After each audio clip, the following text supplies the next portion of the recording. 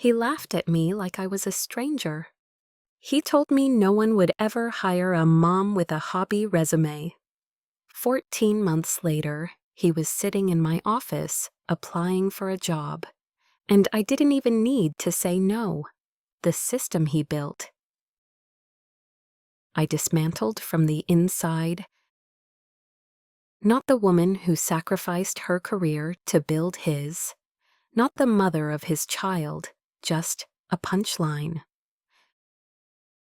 It was a rainy Thursday, the kind that paints the windows gray and makes everything feel heavier. I had spent the entire day rewriting my resume from scratch, triple-checking every word, building a new version of myself on paper. A version I was proud of. For years, I'd been invisible. At PTA meetings in our own home. At his company dinners, I was just Daniel's wife. I handed him my resume with quiet hope. I'm thinking of applying for the program manager position at your firm. He didn't even look at me, just scanned the paper like it was a grocery list. Then, without warning, he chuckled. "Wait, this is your resume?" My stomach twisted. I smiled nervously. "Yeah, why?" He leaned back in his chair, smirking like he was trying not to laugh too hard. "You've been out of the workforce for what, 6 years? They're not going to take this seriously." He tapped the paper with the back of his fingers. "You should stick to part-time gigs, something flexible, with your schedule and all." My schedule, the one that revolved around his meetings, his parents' visits, his daughter's soccer practices, all of which I handled alone. I stood there in the kitchen, the dinner I had just finished cooking turning cold on the stove. My resume dangled in his hand like a child's crayon drawing. Something snapped inside me, not loudly, quietly, like the final thread in a rope giving way. I took the paper back without a word, slid it into a folder, set his plate on the table, poured his wine, sat across from him, and asked him about his day. Because that's what you do when you're planning your escape. You smile, you nod, you make them feel safe, but inside you're setting fires. He thought he had embarrassed me. What he didn't know was that he had just made himself my first target. And one day, when the tables turned, he'd be sitting across from me, begging for a job.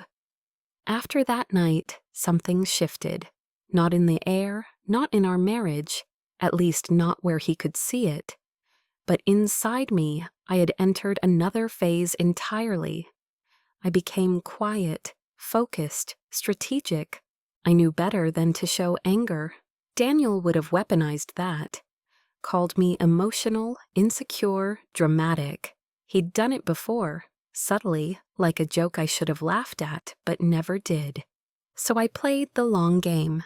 While he slept beside me at night, snoring softly, I taught myself new software, researched project pipelines, studied company org charts, financial statements, market trends. I learned everything I could about Press Tech, the firm where he walked around like he owned the place. I saw the gaps, the inefficiencies, the slow-dripping losses no one seemed to notice. And I noticed something else too. His role was not as secure as he liked to pretend.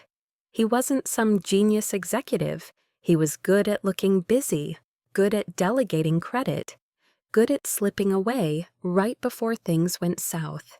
Still, he was on the rise, thanks, in part, to the unpaid labor I did at home. He was promoted 3 months after he mocked my resume. Director of Operations, big title, flashy raise. A new Audi parked in our driveway. If you ever get tired of playing house," he said one morning, sipping espresso, "maybe you can help organize my calendar, keep it color-coded." He thought he was being funny. I looked at him across the breakfast bar, and saw a man who didn't understand what he had just ignited. By then, I had already rebuilt my resume. Not just better, flawless. I had a portfolio, recommendation letters, data-backed performance summaries. From past consulting gigs, nonprofit case studies I had systematized into gold. I applied again. Same company. But this time, I bypassed HR and sent my application directly to one of the board members, an old professor who remembered how sharp I'd been before I disappeared into wifehood. She remembered me. She called me. She said one sentence I'll never forget. "You were always meant for more." 3 weeks later, I was hired. Different department, different office building, same company. Daniel had no idea. I didn't tell him, not yet. I woke up early, said I was doing contract work again, left the house in my old car, dressed plainly, no makeup, changed into heels and a blazer in the building's underground parking garage. Every day, I walked into work quietly, observed, took notes, executed flawlessly. My division was a mess, but within 60 days, I turned it around. We started outperforming projections. I became known, quietly and then suddenly. And still, he had no idea. Until the day our departments were asked to present joint proposals. When I walked into that conference room and took my seat across the table from him, he blinked, once, twice. "Sarah," he said, confused, almost laughing again. But I didn't laugh. I opened my laptop, pulled up the proposal I'd spent 3 weeks perfecting, and smiled. That moment, that was just the beginning. It wasn't just that he didn't know I worked there, it was that he didn't want to believe it. In the meeting, he tried to recover quickly, laughed it off. "Wow, didn't know you were into corporate life again." I nodded politely. "I've always been in it. You just weren't paying attention." Some of the execs chuckled, not because it was funny, but because it was true. That day, I saw something flicker behind his eyes. Not fear, not yet, just the first flicker of doubt. The unsettling realization that he no longer had the full picture. From then on, the dance began. He tried to play it cool at work. Told people he was proud of me, that I'd always been smart. He even tried to take partial credit, saying he encouraged me to come back to the workforce. But when we were home alone, it was different. "You could have told me," he said one night over dinner. "Why all the secrecy?" I sipped my wine. "You weren't exactly supportive the last time I brought it up." He looked irritated, but tried to hide it. "I was joking. You're too sensitive sometimes." There it was again, too sensitive. It wasn't sensitivity, it was awareness. And now I saw everything. At work, things escalated. Our departments clashed often, mine lean and efficient, his bloated and political. I made progress quietly, strategically, every deliverable on time, under budget. My team respected me because I respected them. His team, fractured, burned out, confused by sudden policy changes and conflicting directives. People started noticing. I was invited to sit in on strategy meetings he wasn't part of. One day I overheard one of the VPs say, "Sarah's division is what Daniel's used to be, competent." He saw it too, and the more competent I became, the more erratic he grew. He started coming home late, accused me of trying to outshine him. Once, after a long silence, he muttered, "You like making me look weak, don't you?" I didn't answer, because the truth was, I wasn't trying to make him look weak. He did that himself. I simply stopped hiding. That's what frightened him. At work, he stopped acknowledging me. In joint meetings, he'd talk over me, question my numbers. Once he tried to publicly correct a metric I quoted. He was wrong. I let him finish, then pulled up the actual report. The room went silent. He didn't apologize. He never did. Instead, he started sowing whispers. Told his friends I was getting special treatment because I was a woman, that I was using connections, that I was aggressive.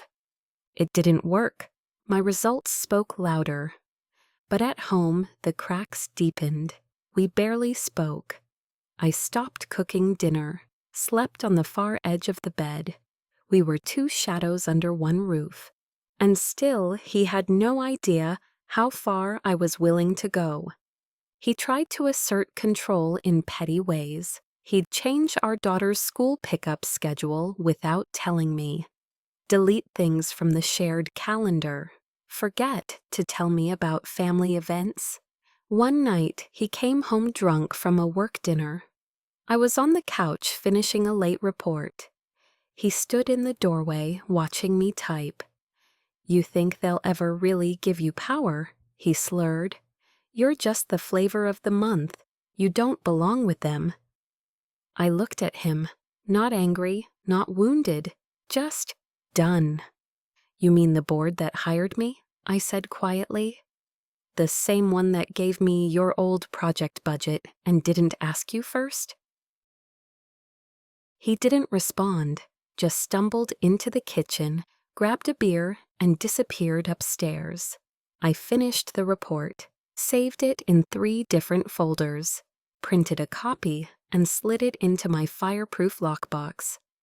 Because I'd stopped trying to be seen, I was preparing to replace him. I stopped thinking of it as revenge. That word felt too hot, too impulsive. What I was doing required silence, precision, obedience to timing. It wasn't about making him hurt. It was about making sure he could never laugh at me again. It started with the files. Every Friday, a junior systems analyst would accidentally CC me on performance audits. He thought I was just being looped in for context. He didn't know I had asked for them anonymously. I built a private database. Line by line, I documented every questionable deal Daniel had signed.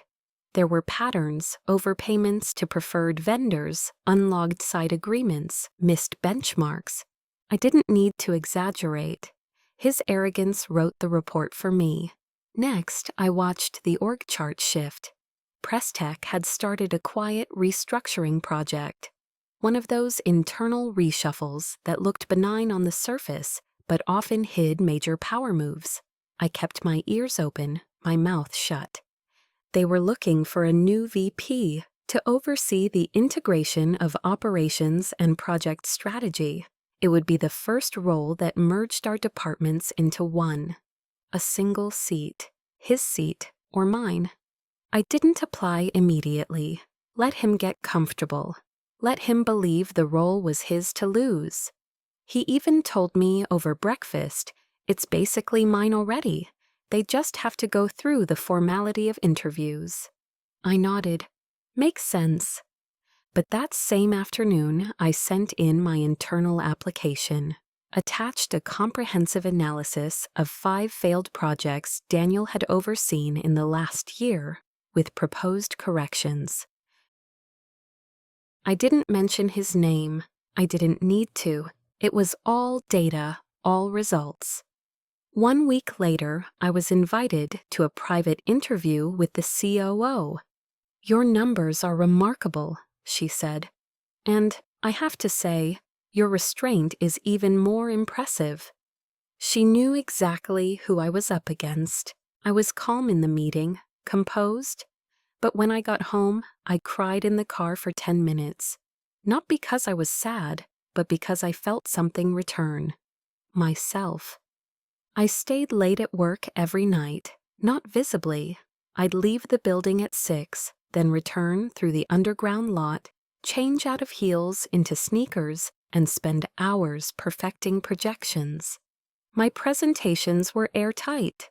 Scenario modeling, ROI matrices, risk assessments, implementation timelines. I ran stress simulations on the merged department's structure. Mine came out clean. Daniel's. It collapsed under scrutiny. I never once mentioned him by name. Let them do the math. Meanwhile, I started building alliances. Quiet ones.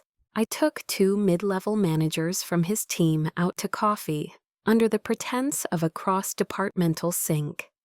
I asked open-ended questions, listened more than I spoke, let them talk, and they did, about inconsistent instructions, missed meetings, last-minute approvals that cost them hours of rework. The frustration was there, just looking for a safe place to land. I gave them that. I didn't tell them to turn on him. I didn't need to. They were already halfway there. He still didn't see it coming. If anything, he seemed more relaxed, like he believed he had weathered the surprise of my presence and come out on top. He started bringing me coffee at work again. Sent links to articles like How Women Leaders Are Shaping Tech. He thought flattery would buy him forgiveness. It was almost pathetic. The night before the final interviews, I stayed late to finalize my pitch. I was alone in the building when I heard the elevator open. Footsteps. Daniel appeared at the glass door of the executive meeting room, holding a bottle of wine. "I figured we could toast," he said. "No matter what happens tomorrow." I stared at him. "You brought wine to the office?"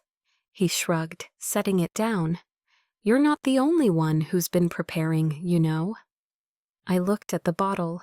Expensive. Overcompensating. "I have work to finish," I said. He hesitated, then tried again. "Look, Sarah, I know I've been rough lately. I was surprised to see you here, that's all. I didn't expect—" He stopped, couldn't find the words. "You didn't expect me to be good," I finished for him. His silence said everything. "I'm not here to compete with you," I said calmly. "I'm here to fix what you broke." That was the last personal conversation we ever had. The next morning, the boardroom was full. Coffee, cables, high-stakes calm. Each candidate had 45 minutes. Daniel went before me. I waited outside, pacing silently, listening through the door. I heard him hit his usual beats: cost-cutting, efficiency, delegation. It was all surface-level confidence. Then it was my turn. I didn't smile, didn't fawn.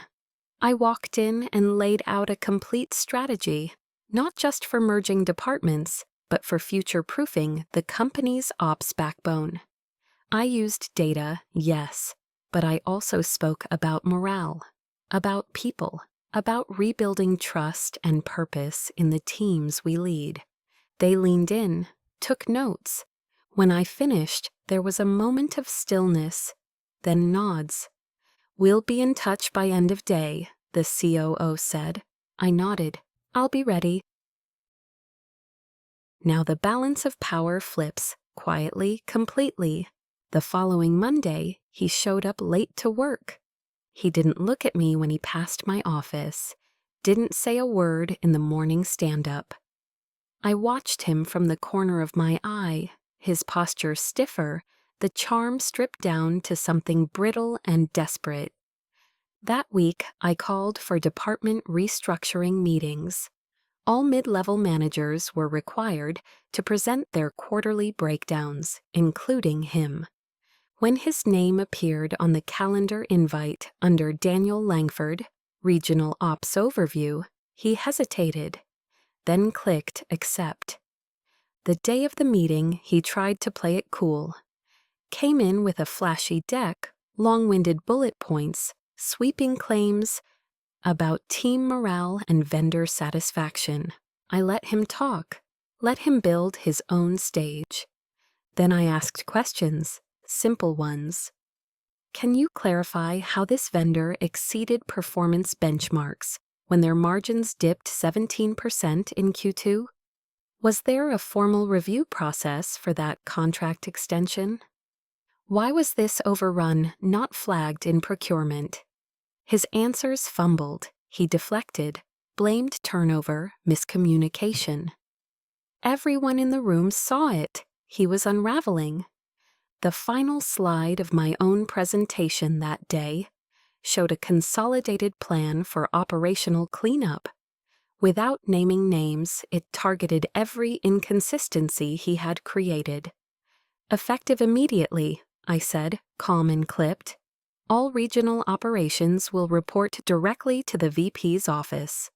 Until further notice, no additional vendor contracts may be renewed without written sign-off from my desk. No one argued, not even him. He sat there, pale and blinking, his tie slightly askew, his knuckles white around his pen. And I was still, controlled. Nothing to prove. Afterward, he waited by the elevator, pretending to check his phone. When I walked past, he finally spoke. "You planned this, didn't you?" I turned to face him, looked him in the eyes. "No," I said softly. "You did, the moment you laughed at me." The elevator doors opened. I stepped in alone, and as they closed, I saw it, the look, that flicker of recognition, the realization that the woman he used to dismiss had outgrown him completely. Within a month, Daniel was reassigned. Not fired, Press Tech wasn't vindictive, just smart. They moved him to a quiet role in an underperforming division. No press release, no authority, no audience. He reported to someone half his age. And a few weeks after that, I heard through HR that he'd requested a meeting with me. About what? I asked. Possible internal transfer, they said. He's open to reporting under your department. I stared at the request for a long time, then forwarded it to my assistant with 2 words, politely decline. That weekend, I packed a box of his things, left it by the front door. When he came home, I was in the living room, calm and ready. "We're done," I said. "You can keep the house. I don't need it anymore." He was quiet for once, no jokes, no accusations. Because deep down he knew. He had laughed at my resume, and now he worked beneath my shadow. Now we close with poise, distance, and power reclaimed. I didn't celebrate. No champagne, no gloating, no confetti moment.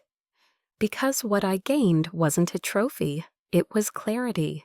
After Daniel moved out, the silence in the house felt different. Not empty, just honest. I filled it with new habits, early mornings, long walks, cooking for myself, the way I used to before I became someone's wife, someone's assistant, someone's afterthought. At work, things moved quickly. My promotion became permanent. I led the integration between operations and strategy across multiple regions. Teams who had once been tangled in bureaucracy now flowed like a single current, and people noticed, not just inside the company but outside. Industry publications started calling.